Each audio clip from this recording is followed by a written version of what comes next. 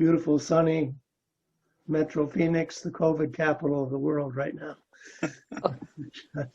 Is pretty trying to gain on you. So we are wearing masks everywhere and being as careful as we can right now. I'd like to start with, as we usually do, with a moment of silent prayer. I would recommend that that we pray for healing of our country, for greater unity, and also for an end to this terrible pandemic.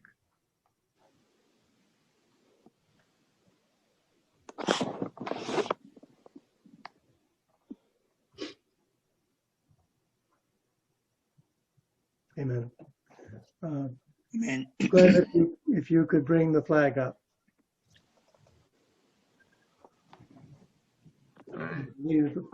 Please stand if you're able. I pledge allegiance to the flag of the United States of America and to the republic for which it stands, one nation, under God, indivisible, with liberty and justice for all. Justice for all. Thank you, everybody. Jim, do you want to introduce Dr. Horton? Okay, I will do that. You all may remember Dr. Horton joined us in 2018 when she ran for Congress. And since then, she's been very busy. The latest stint, she was on the study group studying the sale of the hospital, which is going to take place. And as a result of that sale, there's going to be a whole bunch of money available for bettering the general welfare. And the problems is that all of that is not set yet about how much will go here and there and who's going to oversee it and how it's going to be taken care of. So that's what Dr. Horton is very interested in, and she's going to tell us about that today. So welcome back, Dr. Kyle. We're glad to see you again, and we're looking forward to your comments. Go ahead. And I think Judy had a question, maybe, or was she muted? She muted. Okay. Well, thank y'all for having me, and thank you, Jim, for that lovely introduction. So I want to give you guys just a little bit of background so that you'll know how I approach the conversation of the hospital sale, which is to say that my background is I'm an internal medicine physician, and many of you may or may not realize was that in getting to where I'm at right now, I earned my MBA with my MD in a 5-year dual degree physician leadership development program. And so I earned my Master of Business while pursuing my medical degree, in part because I wanted to have a better understanding of healthcare finance and issues that were coming up as I trained, which were issues of consolidation and mergers and these kinds of healthcare acquisitions. Because as many of you realize, this trend has been ongoing really for 25 years now of, buying up and creating larger and larger healthcare systems, which essentially consolidate monopoly power. And so that's basically the background that I bring to wanting to explain some issues with the sale and give you guys a couple of action items. But I'm going to take one quick minute of personal privilege. So on our agenda today is I'm going to talk about a little bit about a mask-related and PPE-related initiative that I have just for a couple minutes now.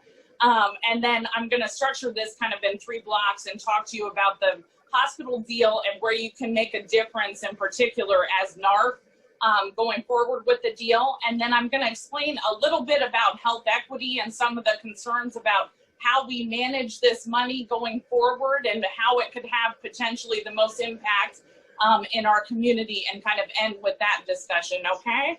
But I want to, this point of personal privilege, let you know about a group that I founded with Mimi Marquis locally that's doing a lot of great work in the community as an all-volunteer effort.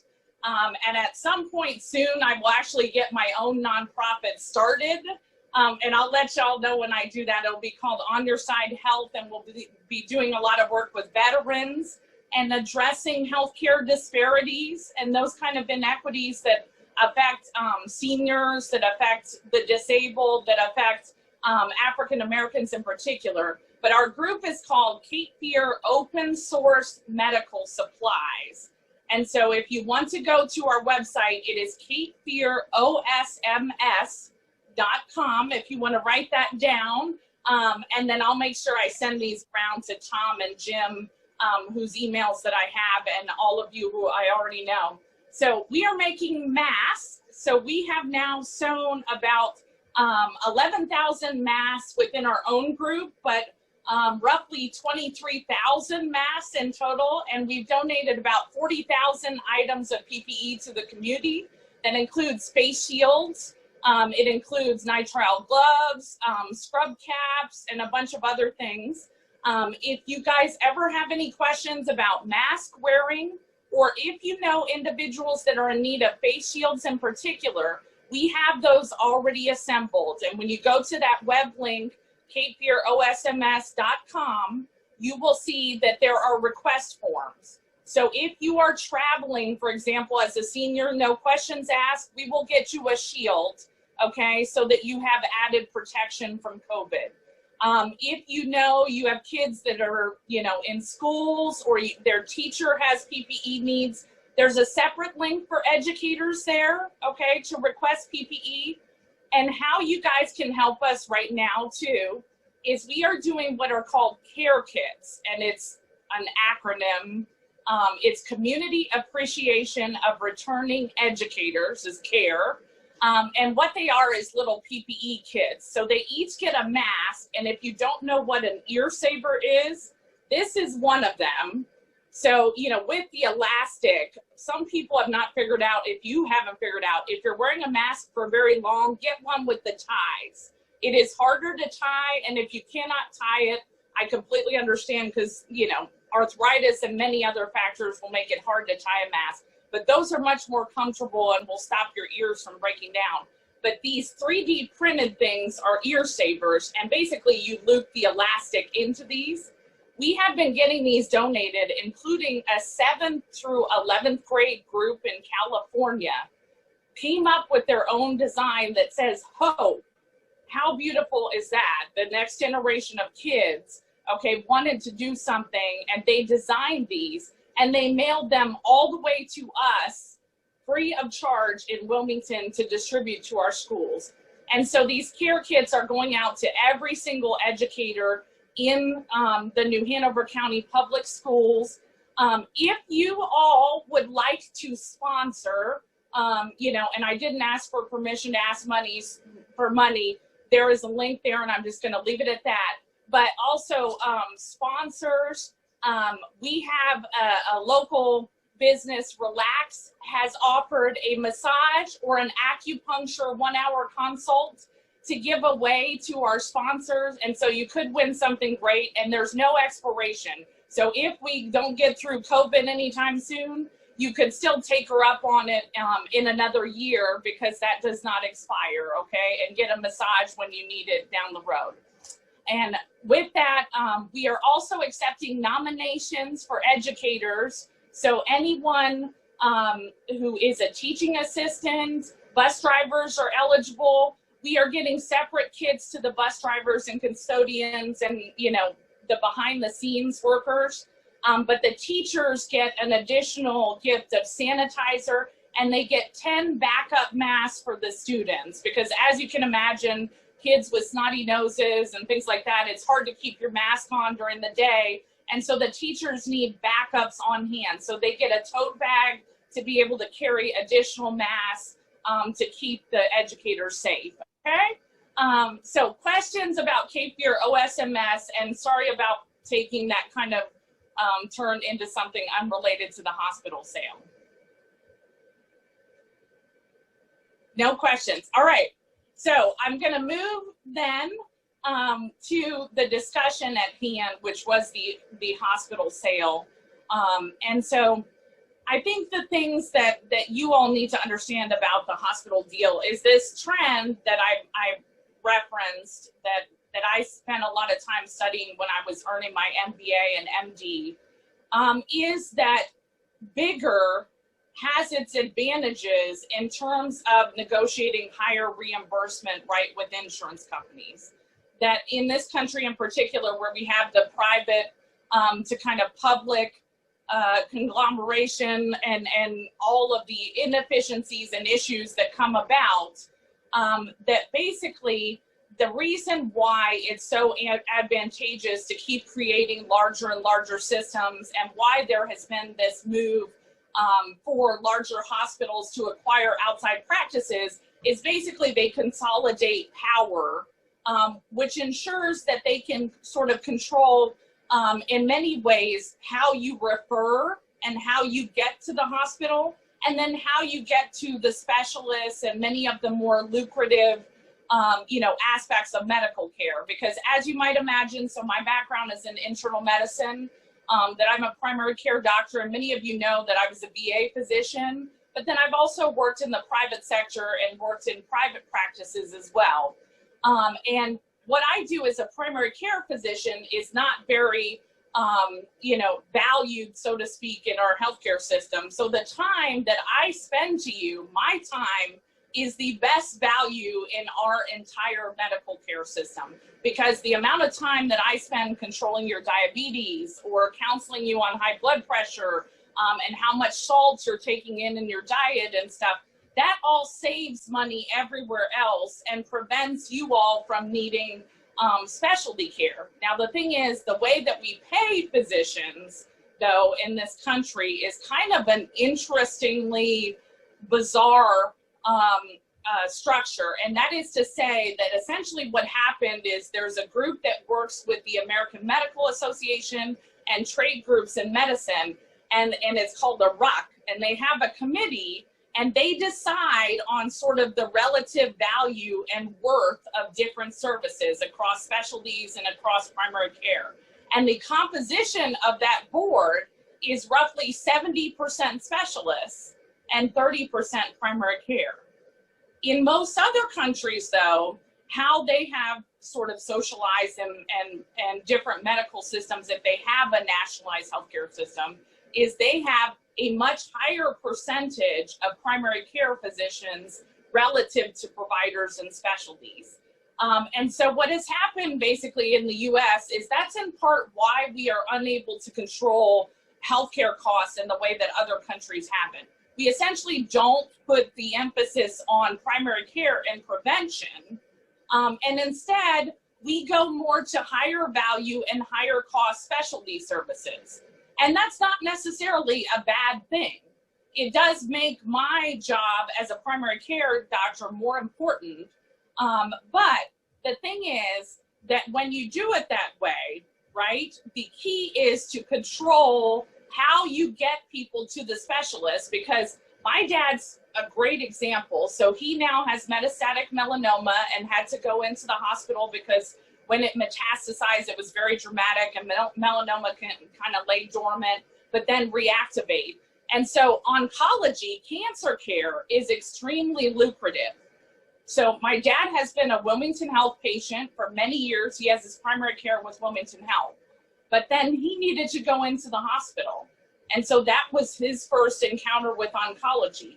So he is now a patient of Zimmer Cancer Center with New Hanover's medical group. Now, he had Humana, which is why he chose, because his copays were not necessarily going to be higher out of network, by sticking with Zimmer Cancer Center after he went into the hospital. And so essentially Wilmington Health lost dad's business, right? And this lucrative oncology business, so to speak. And it is a business, make no mistake now, healthcare has become a business. And so now his money is going to New Hanover.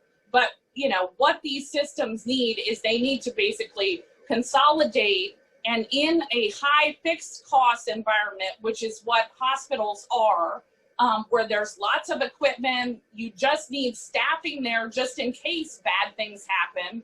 And certainly COVID has made that worse. Hospitals have an incentive to get bigger and consolidate, because then they can go back to Blue Cross Blue Shield, they can go back to United Healthcare, and they negotiate higher rates of reimbursement using this monopoly power that they have, because that is negotiating power. And so with this hospital deal, the case that was really made and laid out, and I will, kind of avoid this is really a nonpartisan and, non-political, but what I think everyone is united in is understanding that we want to get to the best quality of care possible. We need to protect jobs. We need to protect the access to care for all of us in the community, and to ensure that we're not losing essential services. And then we need to protect, from an equity standpoint, what kinds of community outreach and charity care were being done by the hospital. And if you didn't realize, so what is going on now is that the Attorney General has to review any of these major sales of public hospitals. And so the Attorney General has 60 days from the completion and filing of all of this paperwork on this deal to then review it and ensure that the deal both meets the criteria that are laid out in state statute. And what those criteria really are is it's basically a means to ensure that our money isn't being, mismanaged in this deal, and to ensure that the general tenets of a public hospital, so, the public sector having an incentive to basically be a safety net for all of us and accountable to us as members of the community. So his job is to go through the state statute, and he will be looking at several issues. How many people might be familiar with what happened with Mission Health in Asheville? Anyone? That's okay. I did not expect you to. So the most recent deal that kind of came under Attorney General review in North Carolina that was a major deal like this was Mission Health in Asheville. And it had some different elements because it was sold to HCA, and HCA is a for-profit healthcare company. But what it's important to know about that is that whether a healthcare institution is for-profit or not for-profit, they are functioning very similarly. That CEOs are highly paid now in healthcare. There is a lot of money, exchanging hands. And, if you look in journals like Health Economics that are totally non-partisan, non-political, you will see people write things like, nonprofit healthcare is the biggest scam and tax cheat in this country. And that is a widespread viewpoint, is that, nonprofit and for-profit, there's really become a fine line, because there are many ways to extract extract money and wealth from healthcare. But in Mission Health deal, what happened is that essentially quality of care has declined.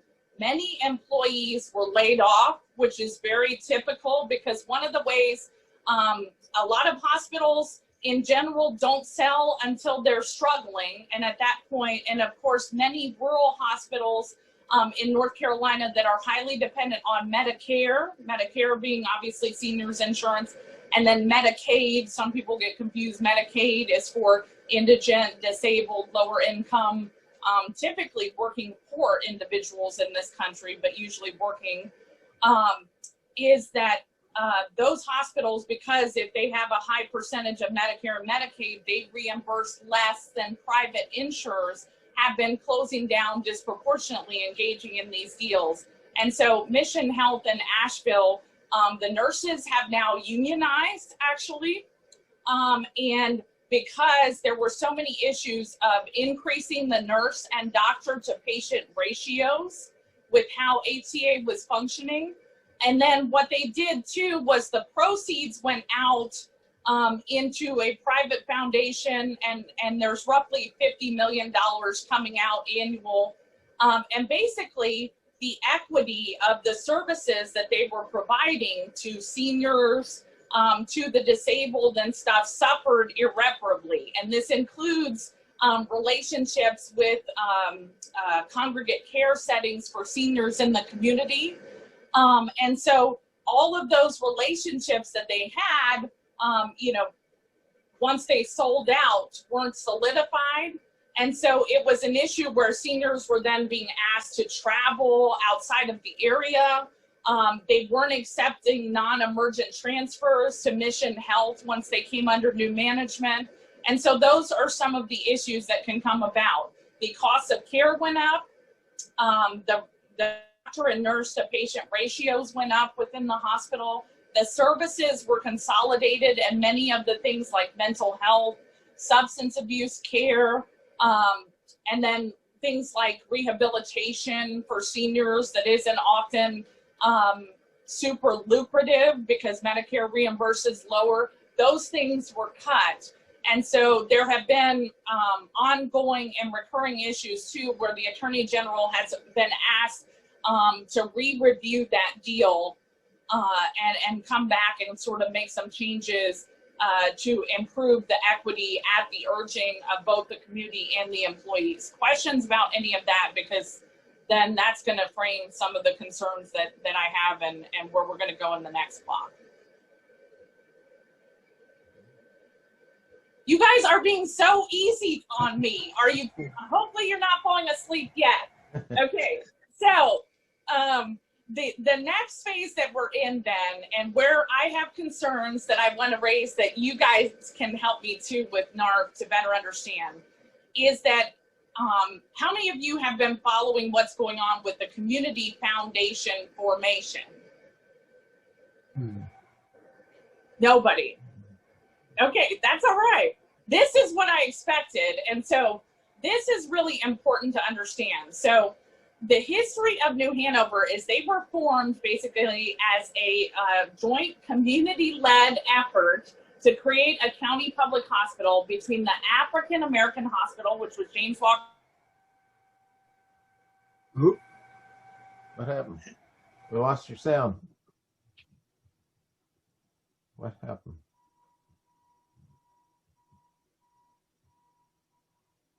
And can you guys still hear me? Now we can. Now we can. Okay, sorry. So the history of New Hanover is a little bit important to start. It was formed essentially as a ballot referendum asking the public, and it was formed by a community-led effort that joined James Walker Hospital, which was the African American hospital, with the existing county and white hospital. Okay, and so it was an issue posed to the public. But then what happened was when they came back and tried to pass a bond after the hospital narrowly passed by a ballot referendum, when they came back and asked for the bond funding, that was rejected, okay? So what happened was the county basically donated land, and it was extremely confusing whether or not there was even an existing lease or what the relationship is of the county to the property and the buildings of the hospital is very complicated and confusing because of how it came about. And so it was a ballot referendum though. And part of my concern with this deal was that I believed that any equity that amassed in the hospital was essentially ours. Because what happens is, as they negotiate higher insurance reimbursement and those issues that we were just talking about with Mission Health, is that what happens is that money all comes back to us. And those are our healthcare dollars. Because do you think the insurance companies are just going to suck up that loss when they renegotiate a higher reimbursement rate with Blue Cross Blue Shield? Of course not, right? So then what happens is any of us who have private insurance end up paying more. And when they consolidate more monopoly power, the advantage is that they can also manipulate prices. And when they manipulate prices, right, then maybe only the self-pay individuals will pay that actual price, okay? And those of us who have insurance might not pay that much, right? But what it does is basically it destroys transparency to what healthcare actually costs, right? Because then we don't really know, they're just kind of artificially increasing prices. and it drives up healthcare costs overall. So the example on this that you all will now be experts on, because this is something we're going to have to be aware of as a community and going forward, is Sutton Healthcare that I want you to pull up. It's SUTTON Healthcare. There was a piece on 60 Minutes explaining what just happened there, okay, and how the Attorney General in California had to intervene because Sutton, especially with COVID, because COVID has made it even higher costs, right, on the hospitals, because, you know, people need negative pressure to keep the airborne aspects of the virus out of the air. They need ventilators and stuff. These are all high fixed cost items and stuff. So with COVID, they were taking that as essentially an opportunity as hospitals were struggling to buy up and consolidate more power. Well, now that Novant has basically purchased an RMC, they will essentially control, many of you realize there's a large, in Brunswick County, Novant facility, and they have essentially had the healthcare market in southern part of eastern North Carolina, going down into the northern part of South Carolina. And they also have facilities in Virginia that many of you may know about because of, you know, having worked in DC and things like that. So essentially they've consolidated some pretty significant monopoly power on the eastern side of the Atlantic seaboard over here, and going through Virginia, North Carolina, and South Carolina. That's extremely advantageous. So the Attorney General will be looking at issues of consolidating monopoly power. He will be looking at issues of healthcare costs and whether this deal is going to potentially directly impact us. And in the case of Sutton, there was evidence that they essentially manipulated prices by about 20 to 25%, which is fairly typical after these deals create larger monopolies.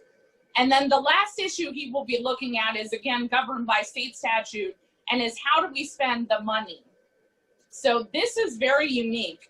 In studying these mergers, consolidations, and acquisitions for a long time, I have never seen a community foundation, so to speak, structured in the way that they did in this deal, and management of the proceeds handled in this way. And my personal view, as many of you probably realize it, as I was opposing the sale, is that this was not a fair deal for us as taxpayers.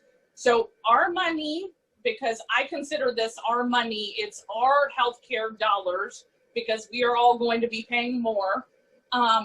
So our money went into a private community foundation. And what I mean by private is that it is no longer directly accountable to us, and it is not subject to public meetings law. So they will not have to file minutes. They have to file now, unless they changed it, and I meant to check this before I got on, it will be every 2 years. They have to file a report. The level of detail to this report is not what any of us probably would have expected. It is not like what those of you who have worked in the public sector would generally consider accountable, where they will, be submitting a budget. Everyone who applied for requests of funding, they do not have to provide us with that information. The composition of that board will be 6 individuals. It's an 11-member board. There will be 6 individuals who will be appointed by the hospital board of trustees that will soon be newly formed and accountable to Novant. So if you're paying attention, that means that the 6 members will then be accountable to Novant, which is the majority of the board. And then 5 members will be appointed through the county, with the county commissioners, having input into those slots. So right now, the 11 members have already been named. Those 11 members came from the existing hospital board who voted to approve this deal, and the other 5 members came from nominations of the existing county commissioners, again, who approved this deal. And as it stands, there is no mission or publicly available value statement They did already meet, and we do not have, minutes of that meeting. And they elected a chair and a vice chair to manage the $1.25 billion, that came out of this deal. The stated priorities of this organization are extremely vague in the deal documents. The other components of the deal that you may not realize is that there was retirees' benefits are actually the responsibility of the county going forward. There was $300 million, though, put into a fund which was presumed to cover those benefits, but that is now on New Hanover County to ensure that retiree benefits and pensions are managed appropriately. Okay. There was a separate fund. The one appropriation that was made directly to the county was $50 million directly to the county for substance abuse care. It is, again, not really clear how that money will be used either. The county commissioners have stated that they believe that this community foundation can cover priorities as wide as infrastructure investments to public education to many of them have talked about direct transportation issues. They have talked about public safety issues. Okay, so it's not at all clear. And again, with this organization not having a core mission and value statement that is a concerning aspect, what will be the funding priorities, or really how they'll be managing requests for funding and reviewing those and going forward.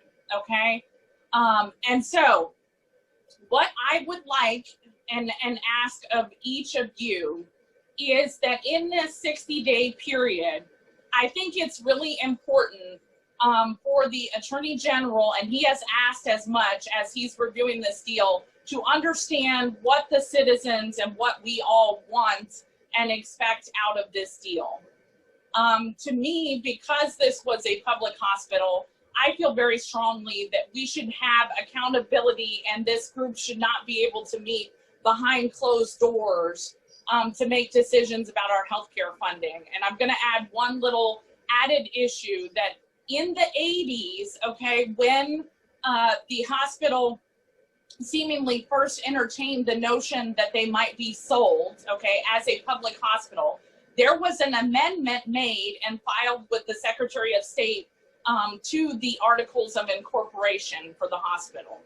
And when they made that amendment, they basically raised the concern and said with the sale that they believe proceeds should go to a healthcare related issue. And so they sort of laid out, there are a bunch of little sort of bullet points and separated by commas and some legal language, but essentially that they believed that any proceeds or a sale should be used within the confines of improving the health of our community, okay?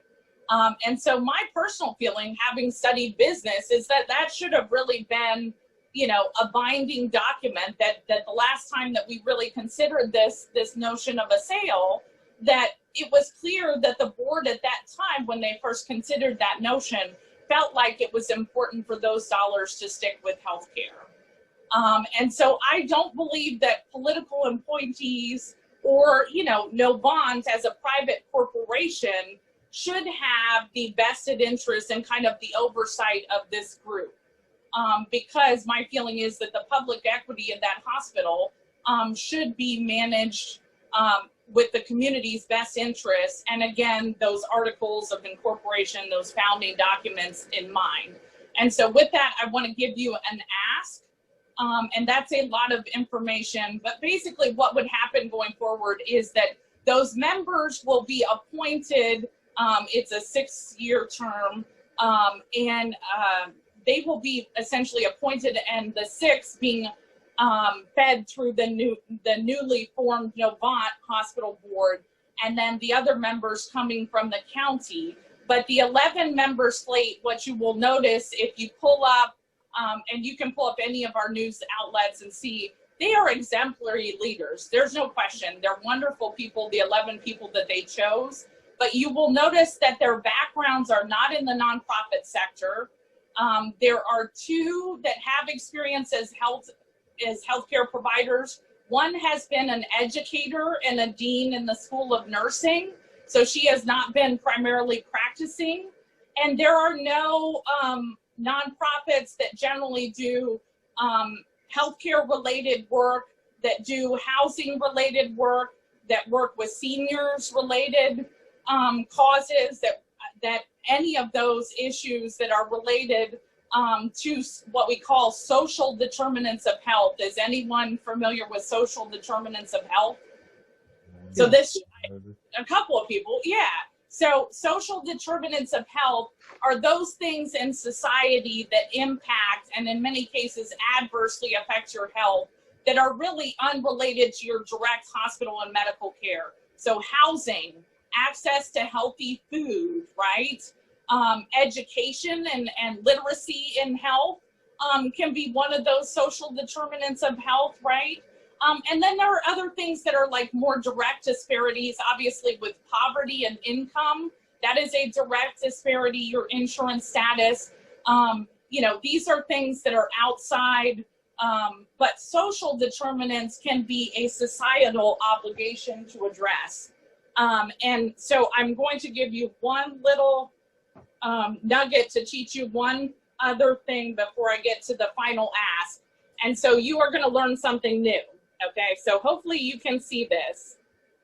So it's 3 kids watching a baseball game, hence why I love this, because I'm a huge Nats fan and baseball fan.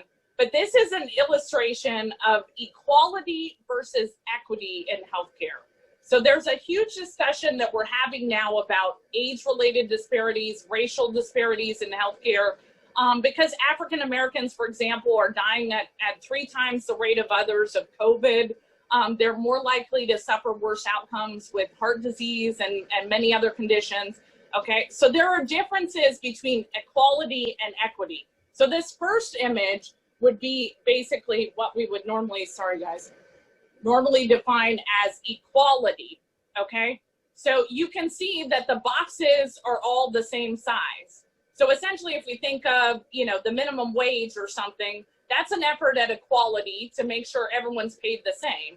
But if someone is, you know, disadvantaged already, okay, is a $15 or whatever it is minimum wage going to be adequate to get them to their full potential if they have kids or dependents or whatever? But that's a conventional notion of health equality.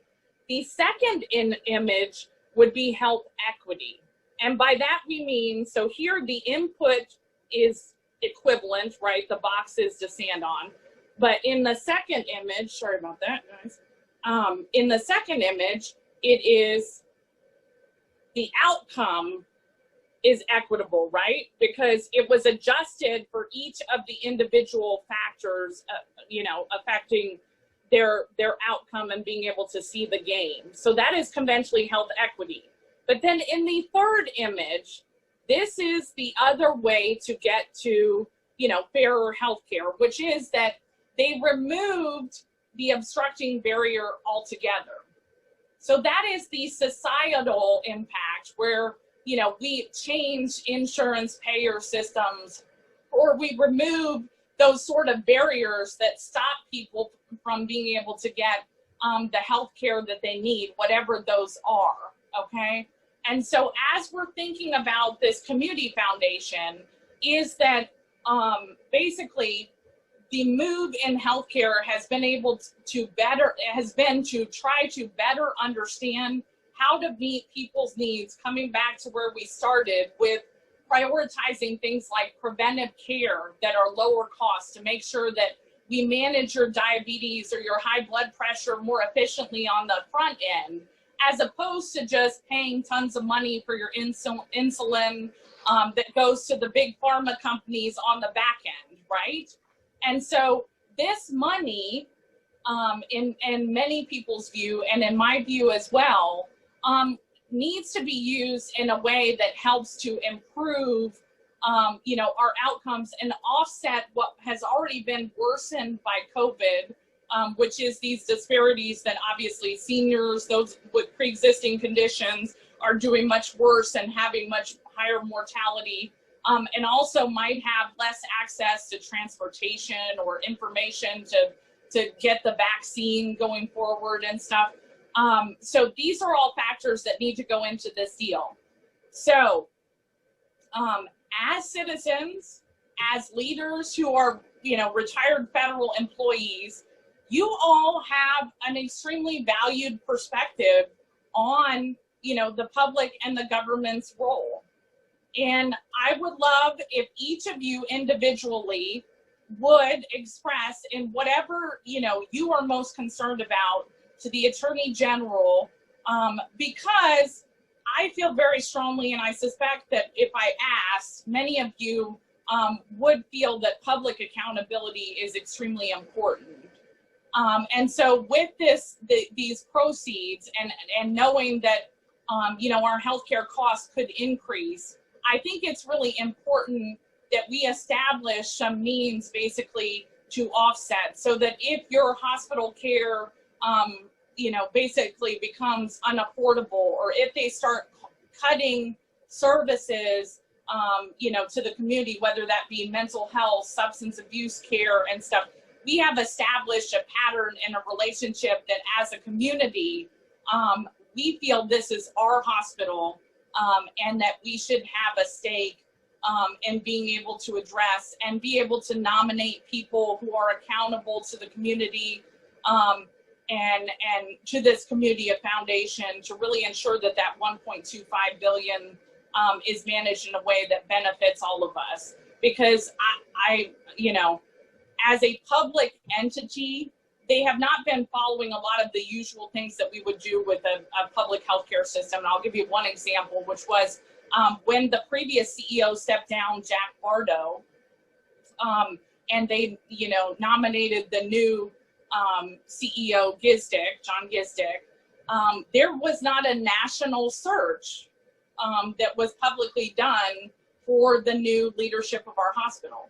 For an academic hospital, and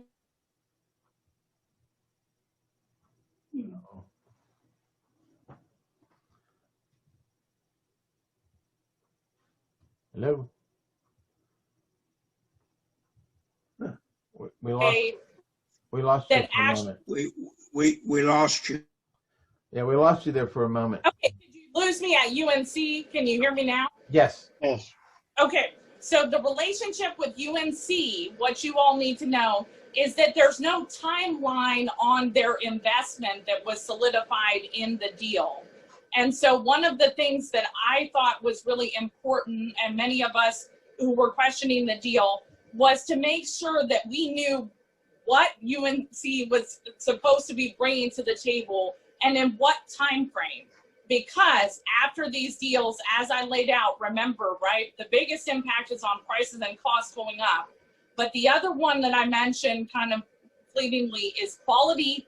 Typically, we now have huge meta-analysis, which if you don't know, meta-analysis means you look across lots of examples and basically analyze the literature where it's available on quality. It shows that usually after these deals, quality stays the same or it even declines. Most often, it looks like it stays about the same. If quality improves, it's usually because of this academic component, right? That, you know, a teaching hospital like a wonderful UNC or a Duke is a big deal. And they have a lot of faculty that are publishing, bringing the latest research to the table and things like that.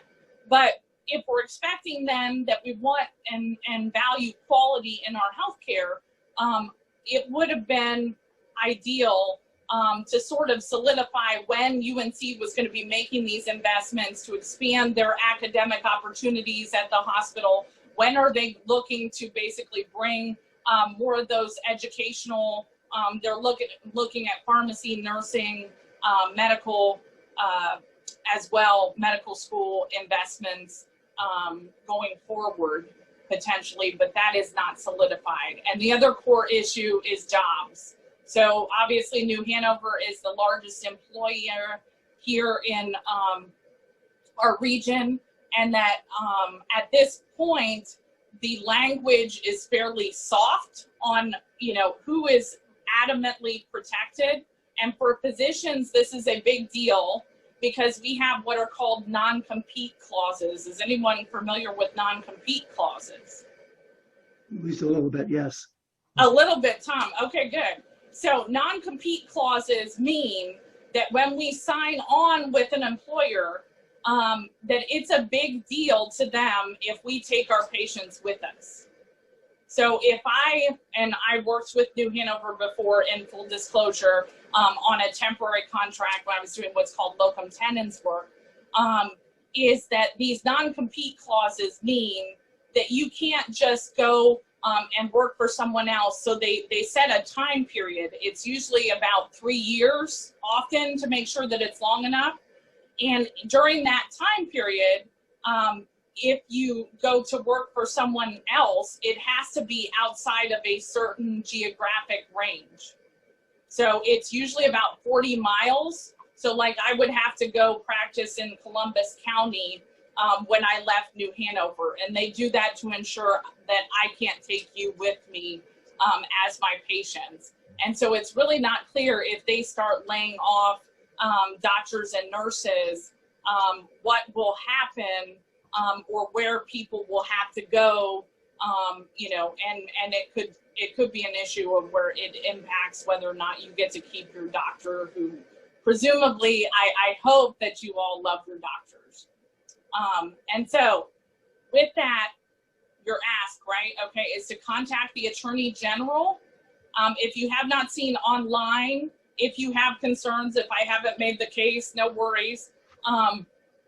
The other ask I have for you is you could consider looking at two. Senator Harper Peterson, former senator now, Harper Peterson has drafted a letter with concerns about the community foundation and some of those issues of the structure and whether or not the money is going to be spent in a way that's accountable to us and subject to public meetings law. And so if you want to look, this is available on Facebook. He sent it out to those who follow him on email, but I am happy to also send you a copy of this letter. Okay. That would be great. Yeah, and so I'll offer that to you guys. And I think it's easier. I'm not going to put in the chat box right now that link to that, but I will get you the link to that. And then separating entirely, so let me take a point of privilege and say that this is now related but unrelated to the deal that has been closed. I would like to make a personal ask because I am now putting on my MD hat. So I have done investigative and research work before as a clinician. I did an quality improvement within my own resident clinic on pap smears and women's health that ended up, I presented in plenary session at the Southern Regional Meeting of the Society of General Internal Medicine in New Orleans and was one of only 7 plenary session presentations out of 600 submissions. And so we are doing a research project that has been approved by the UNCW IRB. IRB is basically the means to ensure that we don't have another Tuskegee or, something that is really horrible in human, investigational research. But this is just an online anonymous survey asking about many of those social determinants of health that you now know about. And it's also asking about systems issues that you may not be able to control. And this data could inform our leaders going forward, and it could inform this community foundation. But basically, the survey asks questions about, do you have a doctor? Do you have insurance? We include TRICARE. We include an other box for those that have, not the typical of Blue Cross, United. We ask whether or not you are a veteran, whether or not you have struggled with homelessness, whether or not you have a history of substance abuse. Again, this is all anonymous and we're only collecting zip code, and it has been approved to be, and we will be protecting this information so that, hopefully there's no way really to identify you as individuals. But this is important because we need to better understand our community ideally to ensure that we are achieving optimal health and hopefully addressing these kinds of barriers that could come about in the future of our community and healthcare. And so I will send you that link to that anonymous survey, and I would appreciate all of you sending this out. This is truly just an investigational. We don't know what we are going to find, but it is really important that we get a good cross-section of our community across ages, you know, races, whatever, to really be our healthcare dollars going forward. And I think it went out there for a second, but basically the data is important because as a clinician and as an internal medicine physician, I try to be evidence-based in all of the decisions that I'm making. And so this is really that evidence-based, hopefully, to really ensure that we're improving the healthcare in our community going forward. Okay? And we got through everything I wanted to, and you guys were really easy on me without interrupting me with a ton of questions. And so I hope you have some questions now. Bob, I see. Yeah, I have two questions. One is, with all the private practices, and you mentioned Wilmington Health and the orthopedic group, how is this going to affect that? And what do you see for the general public, us, as far as healthcare in 5 years with this? How will that affect us in 5 years, besides, as you said, rate increases? Yeah, great questions. So this is really unclear. What typically could happen that I'm concerned about is that it sort of puts a lot of pressure on Wilmington Health and other practices in the community. And what I mean by that is, again, like I gave you the example of my dad with his cancer care, where he then opted to get cancer care through New Hanover, where Wilmington Health has oncologists, right? And they lost sort of that lucrative kind of referral relationship, right? So one potential thing that could happen is that Novant keeps purchasing more groups, and and I do not know, I'm not on, I have no relationship to Wilmington Health or New Hanover now in any way, shape, or form, is that that one thing that could happen is they could keep buying up more. And if you look at, remember that Sutton Healthcare, the example in California, that's sort of what happened. And so what happens then is you may get less choices, and that may essentially drive up the costs even more in the next 5 years.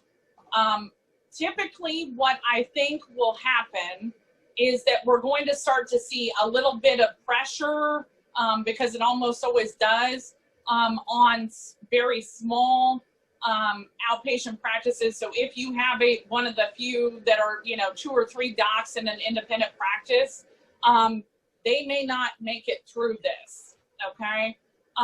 And they will most likely fold into Novant, and instead of moving and leaving you, but that is a real scenario.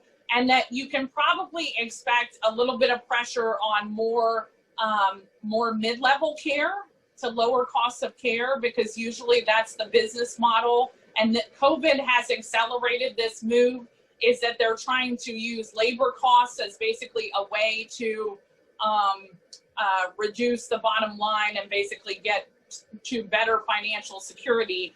And so they're bringing in more nurse practitioners, more DOs, and who are of course highly qualified. And this is not a personal attack on any of that, but it does change sort of the network and the way things go moving forward.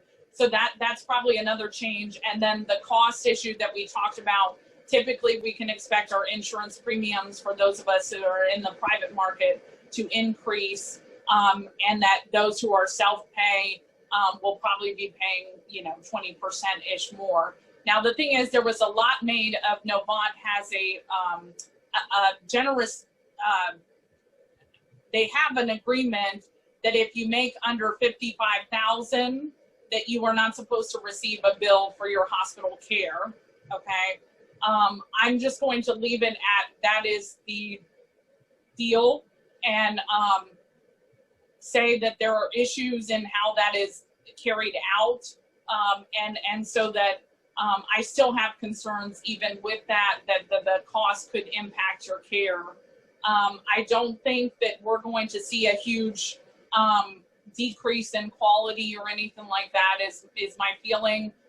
If UNC expands more, rapidly into this region, I feel like that would, potentially be an improvement in quality. But again, there's no real timeline and kind of metrics to follow to know what to expect as far as that. So it's sort of a non-answer, but I think that we're going to see some more consolidation come about. I think that we're all going to pay more, and I think that that there could be some consolidation of services, and which could require you to travel or basically seek specialty care a little bit farther away or change specialists, things like that. And we could see a move towards pushing more mid-level care. Great question, Bob. Any other questions?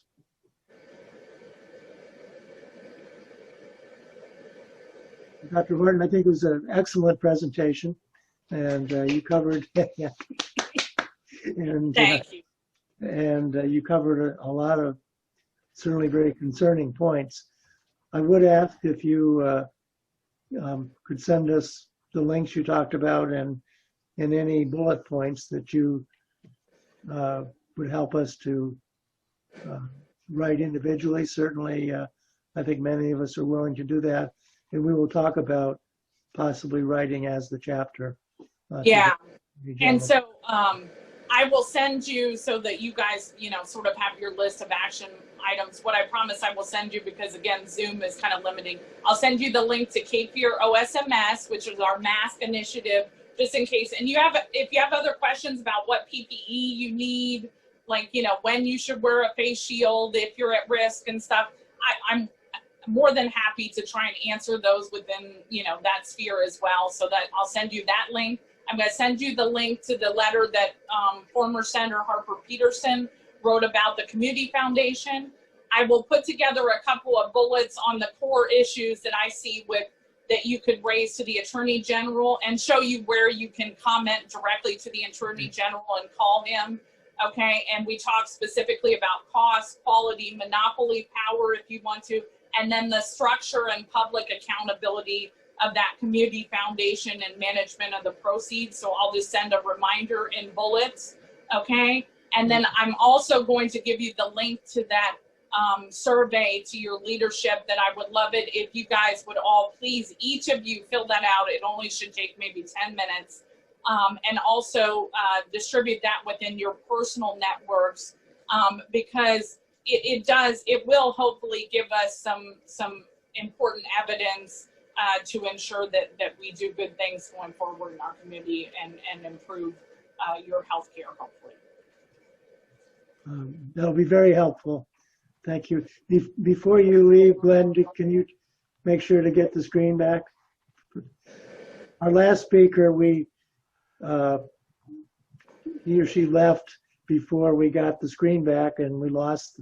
Everybody had to re-sign in. So, in this case, I didn't transfer the authority to her. okay, we're good. So we're good. Again, Dr. Horton, very. Nope. We lost Tom.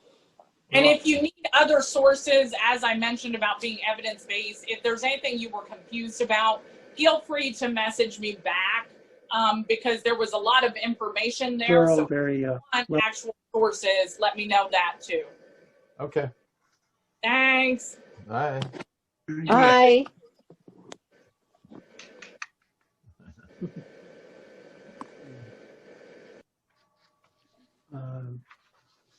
Well, again, I think very, very concerning issues here she presented. I think I would encourage everyone to to write. Hopefully, she'll send that information, hopefully, to both Jim and myself. But if we don't receive something quickly, we'll follow up. And we'd like to proceed with starting our business meeting. Don't really have a lot today. Everyone hopefully received the minutes from our last meeting, November. Is there a motion to approve the minutes as sent? I make a motion the minutes be approved as distributed. Second. All in favor? Aye. Minutes are approved. Glenn, you want to give us a quick treasurer's report? Sure. Current balance is $5,480.09, and no other transactions have occurred since the last month. That's it. Very short. And Well, that was easy for you. Yeah. Send it to the Capitol, get it redone. No. The legislative report. NARF is gearing up for the 117th Congress. One remaining issue is the Schedule F that would do away with civil service protections for any employee with considered a policymaking position. Hopefully, with the change in administration, that will not take place. But that's an issue. The Congress is going to change hands in terms of the Senate, but it's going to be very closely divided. Hopefully, there'll be a greater ability to work together. We'll see. But there'll be budget pressures with all the expenditures for the pandemic. So I'm sure there are going to be issues that we're going to have legislatively that we're going to have to take into account. Judy, anything on NARFPAC and Sunshine? Well, the NARFPAC, I know I'm preaching to the choir every time because we have the same people here and you're all, I'm sure, pretty good about giving regularly, but we've started a new cycle in the distribution of funds now with the new Congress and everything. And as always, they need money, and I'm hoping you all feel that you can get your new year off to a good start and help all of us keep the benefits you all have earned by making a contribution to PAC early in the year. You can do it online at the NARP site, or you can, of course, always find a contribution form in the NARF magazine. So it makes it easy for you that way. So please be sure and do that if you haven't done it recently, or if you want to start off the new year with a bang. Let's go ahead and try to get a lot of money in at the first of the year. I think would be great. Sunshine, I know we have one birthday coming up. Bob's wife has a special milestone birthday this month, so happy birthday to Jackie. Is there anybody else celebrating anything this month? Oh, Glenn, what's your story? January 30th. January 30th. 69. Birthday? January 30th, 1952. So I'm 69. Well, you're such a youngster, but we still wish you a very happy birthday. Okay. Just a kid. Thank you. Fran and Walt, membership? Yeah, we printed up both the reports for November and December, and pretty much there were a lot of people that had renewed their membership, which is good. And we have one member who has... Can you speak closer to the microphone? I'm sorry, can you hear me now? Can you hear me now? Yes. Yeah. The two reports we printed off were for November and December, and most of the names on the report were for members that have renewed their membership, which is good. One name on the report was for a party who has dropped off that is moving to Colorado, and it was on both reports, November and December. Other than that, nothing really outstanding to report. The bottom line, let's see here, we have 4 new prospective members in the January report. 3 members renewed, 1 payment change, and 1 member was reinstated. So it's pretty much not anything terribly exciting. But That's kind of boring, like everybody's life these days, not very exciting. yeah, boring can be good, though. I agree. I think Cheryl wants to say a few words, so I cede the chair to her, literally. The F100 you can still use the F100 form, the paper one, or you can go online and I'll fill out the F100 that way. As being prepared for life events, that form. I'm willing to help anybody. And if anyone needs some help, I'll try to help. Any questions or comments? Carol, I just missed what you said. F100, where is that now and what is that? I'm sorry. That's being prepared for life events, where you list everything that you need to, so that when your family has to deal with your passing, that at least everything will be consolidated in one place. Okay, and where is that? Where can we get that? NARF.org. NARF.org. Okay, that's what I missed. Thank you. Okay. I'll put that in the minutes too. Okay, thank you. Yeah, it's under forms. Okay, excellent. Thank you. You scroll down and it says it numbered forms, and then you go to F100, and Cheryl said you can print it out or just use it as a guide for a Word document or however, but it includes everything, not just about your pension and healthcare situation, but it's one place you can list all your investments that you might have, and it now deals with things that even like your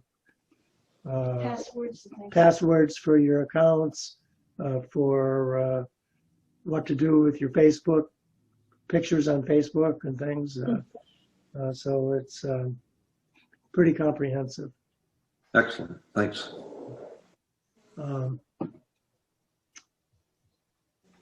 Alzheimer's, I spoke with John Gordon earlier this week.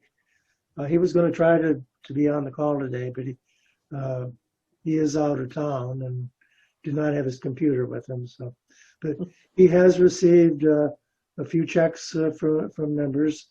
We want to continue to encourage that.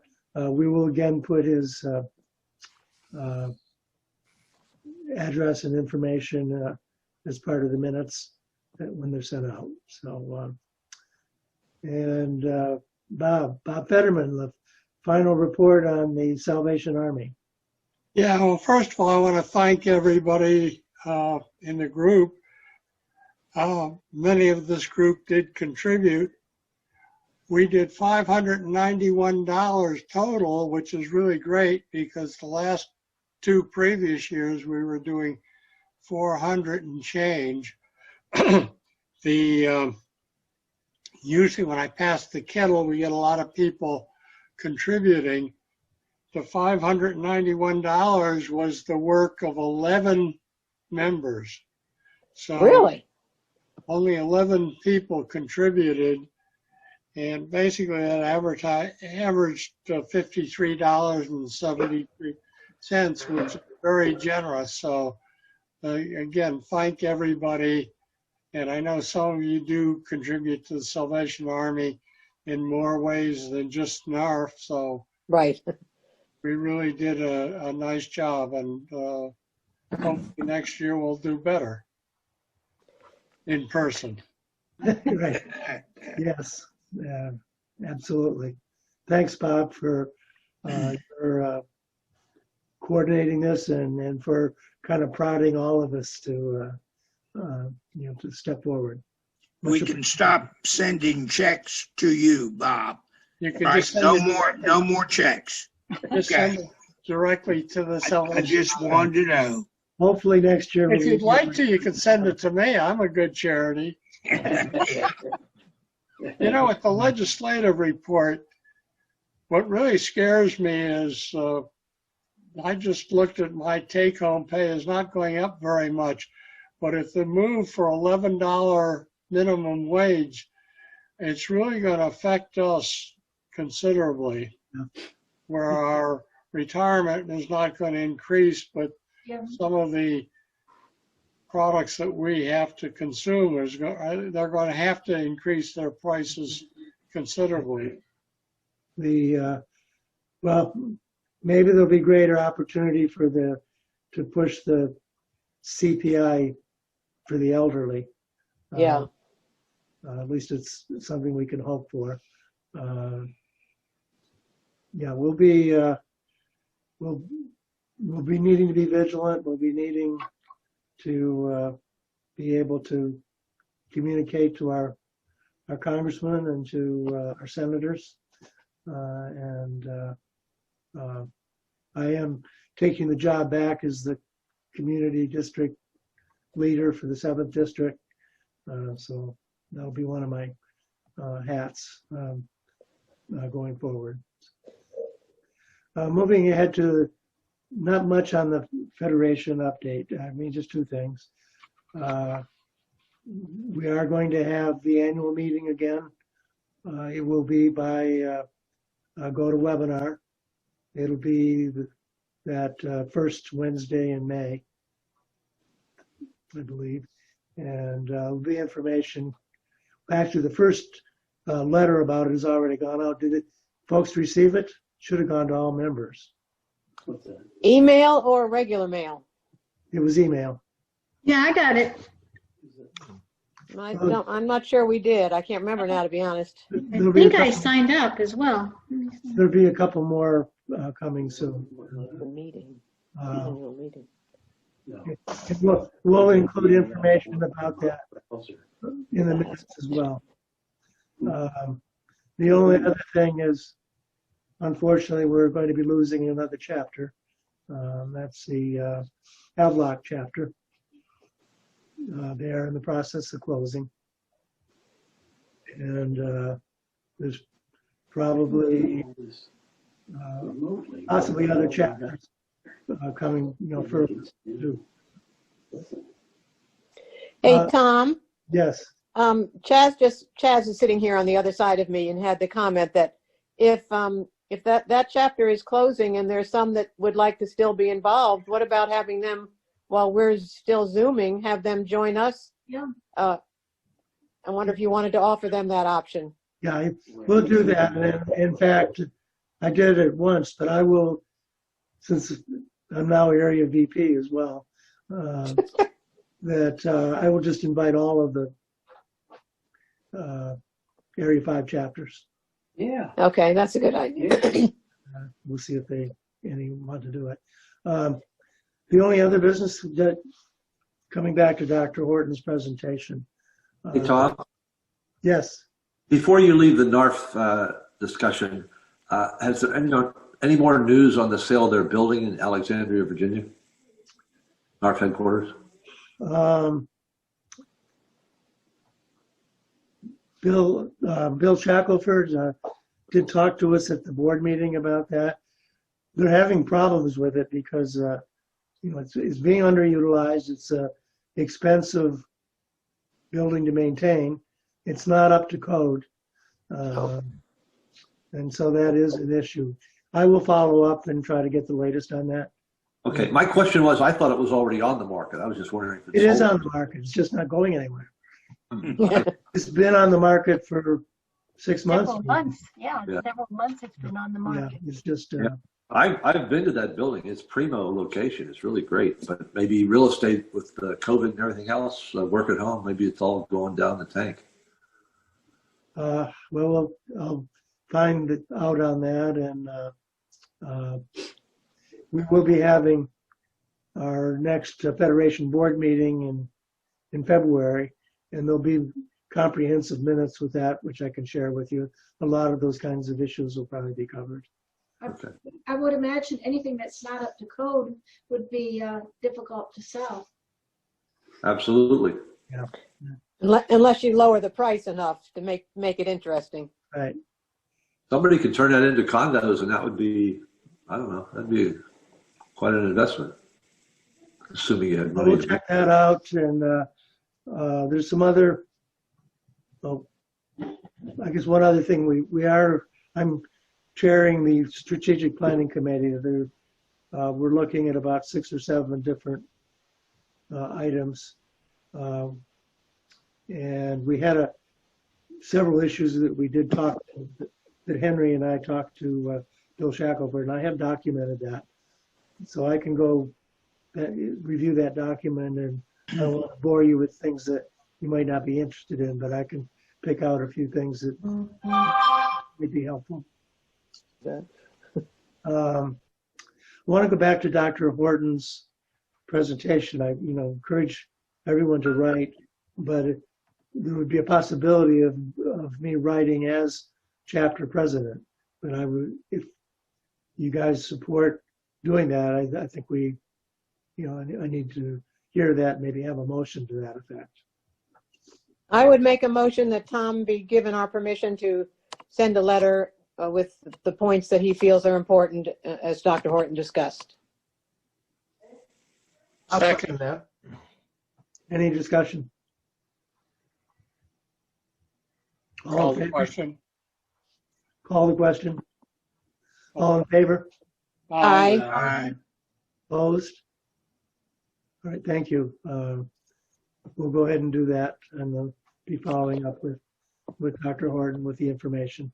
Tom, do we need a quorum or anything? I mean, we have only 11 people, or with Fran and Walt and Chaz and Judy, we have 13. Do we need a Quorum is 10 in our chapter, so we're I okay? got a dog. yeah. Well, in this situation, I think concurrence with the people that are here might be sufficient. But anytime we do have formal business, we do need to be sure we have 10. And again, I hope we'll sometime after the vaccines are out that we can get back together in person. Tom, I'd like to just say one thing about the vaccines. Go ahead. I don't know whether you all received, you probably saw on the news because it was all over social media and TV and newspaper, and we got the email from New Hanover County that they are offering the vaccines at the senior center and the health department. You had to call to make an appointment, which we have our appointments this afternoon to get our first shot. They scheduled the 3,000 doses that they had very quickly. So there aren't any more available now. But if you're not already signed up for New Hanover County emails, go to their website and sign up. That's how you'll get the first notice when the next batch comes available.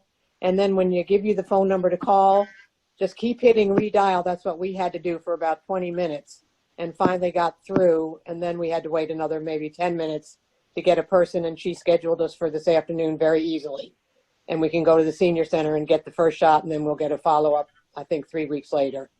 But I know, Bob, you got yours scheduled, and I urge the other ones, if you want it, and I think we all should get it, to get on that New Hanover County email list and so on, so you'll get the That's first the New Hanover County Health Department? No, it's just New Hanover County as such. Okay. We'll go in and check it, and we can include that in the minutes as well. Okay. The mayor will be with us next month. Excellent. Yeah.